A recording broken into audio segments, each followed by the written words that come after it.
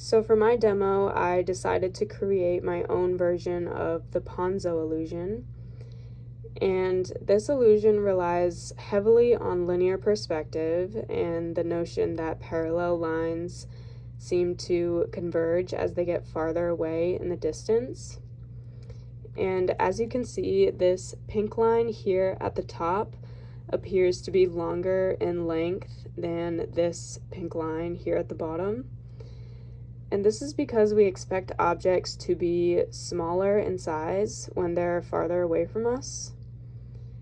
And here, this checkerboard cutout is giving the illusion of converging parallel lines, because from this angle, it appears as though the checkerboard cutout is fairly rectangular.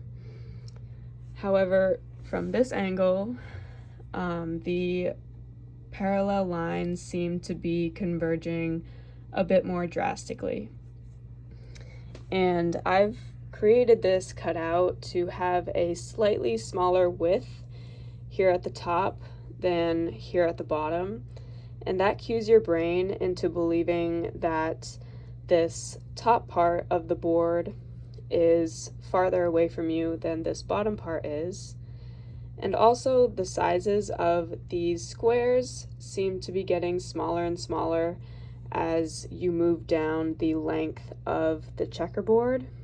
And that also tells your brain that this top part of the board is farther away from you than this bottom part, again, because we expect objects to be smaller in size as they get farther away from us.